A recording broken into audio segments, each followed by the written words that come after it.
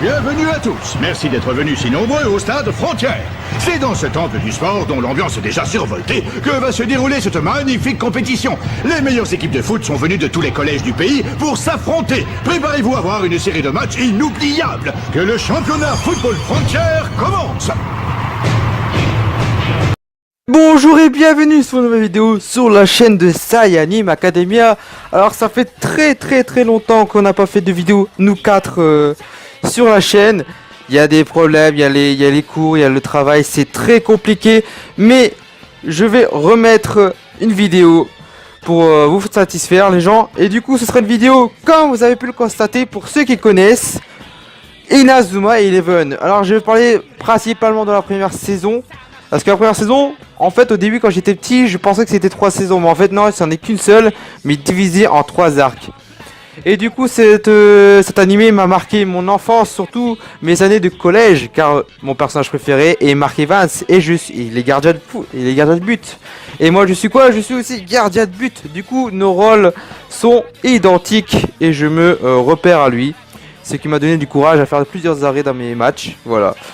Bon, cessons de parler du point de vue personnel. Je vais, pour ceux qui connaissent pas Inazuma Eleven, ça m'étonnerait quand même, parce que ceux qui ont regardé Olive et Tom, plus l'école des champions, connaissent quand même Inazuma Eleven. Alors on est très loin de Olive et Tom, même si parfois Captain Tsubasa, chose qui sait bien, c'est qu'ils ont fait le remaster depuis un an. Que là c'est fini là, je sais pas s'ils vont continuer en fait. Bon, je m'égare, mais Captain Tsubasa c'est quand même assez réaliste. Je vais quand même très loin en disant ce mot réaliste, parce que ils font des choses en fait surréalistes, hein, comme Inazuma Eleven. Mais en fait Inazuma Eleven, ce qui est bien dans leur délire, c'est qu'ils vont plus loin. Ils vont sur du football, mais avec des techniques, par exemple la tornade de feu, la main céleste, les manchots après en numéro 2. Alors c'est les techniques de base en fait, hein. Mais du coup je vais présenter vite fait le début.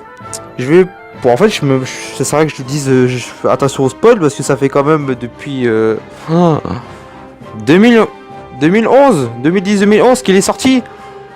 Alors, soit vous voulez vous y mettre maintenant, ça va s'enchaîner vite hein, quand même. Je vous conseille la version française ou la version japonaise, les deux sont pas mal. Surtout la version française en fait, on s'y attache très vite. C'est comme Yu-Gi-Oh en fait. La VF de Yu-Gi-Oh elle est pas mal par rapport à la VF japonaise, je trouve. Surtout les openings. Et du coup, je vais vous présenter vite fait. Alors au début, on suit. Alors attendez, il faut que je me remémore les épisodes, parce que je me souviens un peu des épisodes par cœur des premières parties, du premier arc déjà. Et du coup, en fait, on suit un personnage qui s'appelle Mark Evans Endomamole en japonais. Désolé avec mon accent japonais nul à chier.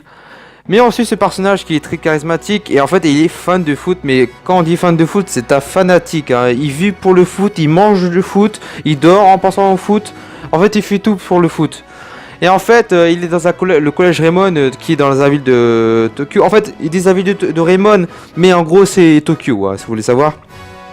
Et du coup, dans ce collège, il y a, vous savez que les collèges japonais et les lycées japonais, ils ont des clubs de sport en dehors des cours qui sont très réputés. Alors que nous, en France, bah...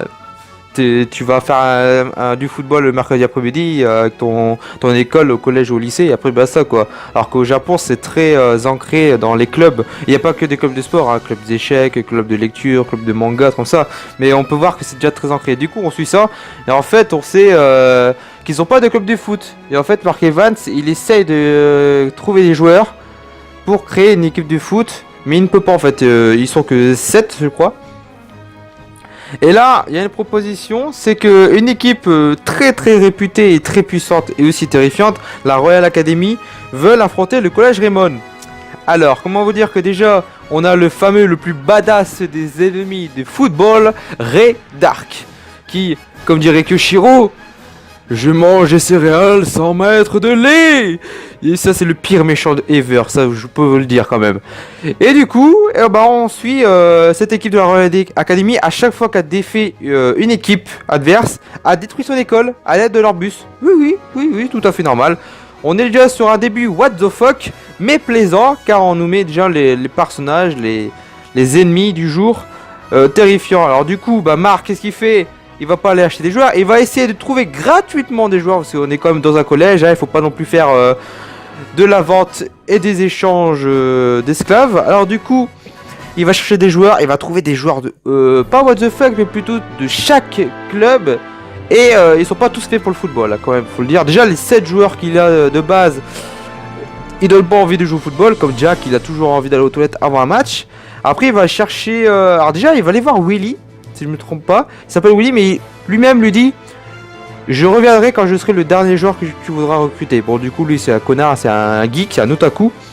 Mais du coup, en fait, il va pouvoir, recruter des athlètes comme Nathan Swift, qui est un très bon camarade. Et du coup, voilà, là, on est vraiment qu'au début. Là, je vous raconte vraiment je crois que c'est le premier épisode, là, directement, si je me trompe pas. Et du coup, après, on arrive sur là où Marc il s'entraîne tout seul avec des gamins. Oui. Non, pas l'air pédobire. Non. On évite, pédobire, tu dégages. Du coup, on arrive sur là où 2 bandits, 2 mecs, ils veulent agresser Marc parce qu'il veut récupérer son ballon. Et là, venu de nulle part, un joueur, un Super Saiyajin White, voilà, l'Ultra Instinct, Axel Blaze Ultra Instinct qui défonce l'un des bandits en lui tirant dessus avec la balle. Scène mythique et très puissant, je trouve. Et du coup, là, on les voit se rencontrer. Mais par contre, Axel ne veut plus jouer au football parce qu'on le saura plus tard.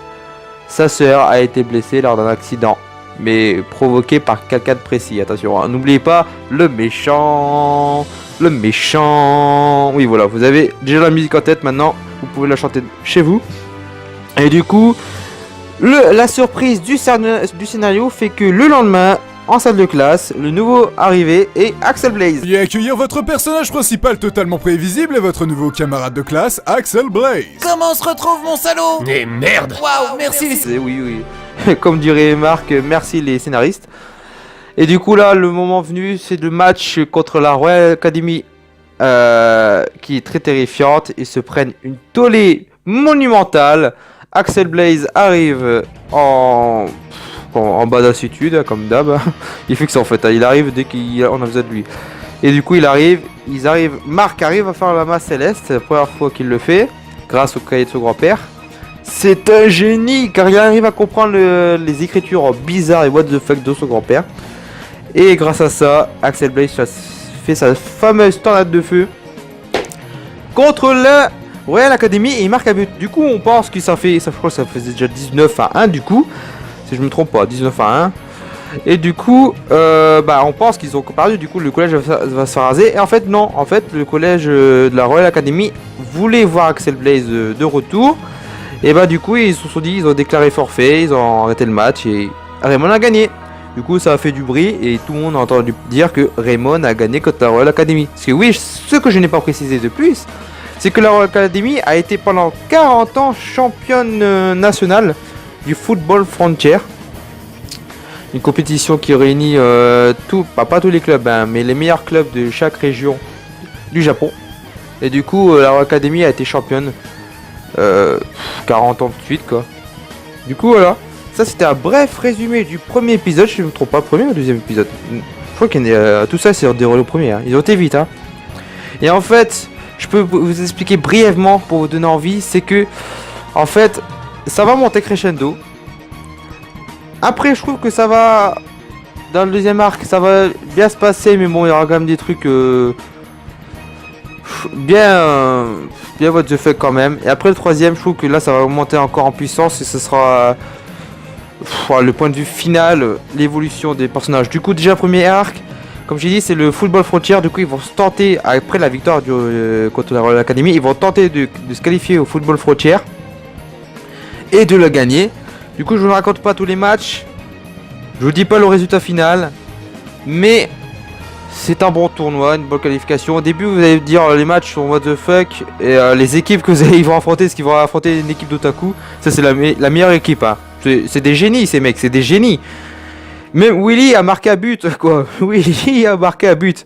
Après le deuxième arc, des aliens qui débarquent sur Terre et qui veulent détruire tous les collèges. Alors, que les collèges, hein. Les lycées et les écoles primaires dans ce manga sont évités. En fait, il n'y a que les collèges. Ils sont anti-collèges au Japon, c'est incroyable. Du coup, ils vont affronter des aliens, ils vont perdre des amis, ils vont avoir une nouvelle équipe quasiment. Des nouveaux membres. Et le troisième arc, c'est le mondial, le Football Frontier International. Oui, je change pas les noms en fait. Il y a le Football Frontier National au Japon et le Football Frontier International dans le monde. C'est bon. Et du coup, comment dire, ça se termine bien. Déjà, bah, après, c'est un animé pour les enfants. Du coup, oui, je sais, je le considère encore comme un enfant, malgré mes 20 ans. Mais je regardais ça quand j'avais... attendez, j'avais quel âge? 11-12 ans. Alors, je peux vous dire que j'étais à fond dedans, hein. Autant que Oliveton quand j'avais 4-5 ans. Et du coup, on arrive sur le mondial. Ils se sont qualifiés durement pour les qualifications asiatiques. Après, ils ont réussi à aller au mondial. Ça, c'est pas une surprise, c'est une spoil parce que tout le monde s'y attend quand même. Hein.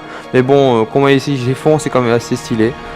Et du coup, mondial, on affronte des adversaires assez mémorables que tout le monde retienne, comme Paolo Bianchi et Eric qui va en des retrouvailles. Après, il y a Bobby aussi. Après, il y a les États-Unis. Il n'y a pas l'Espagne. L'Espagne, c'est seulement dans Inazuma Eleven Orion. Là, je reviens. Du coup, voilà, c'est 3 arcs pour une saison. Une saison mémorable quand même qui a marqué les bases d'Inazuma. Du coup, voilà. Du coup, j'espère que je vous ai bien résumé Inazuma Eleven. Inazuma Eleven, mais c'était principalement Inazuma Eleven de base, la première saison, car c'est celle qui l'a plus, je trouve, le plus dans tous les cœurs des fans d'Inazuma Eleven, la plus intéressante, je trouve, et la plus simple, mais la plus efficace, quoi.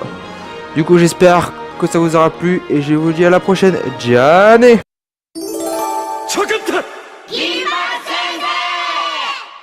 いいかお前ら、塔という字はな、人と人と人と人が支え合って十字架担いで塔の国に行きましたとさ。昔々の話じゃった。先生、昔話になってます。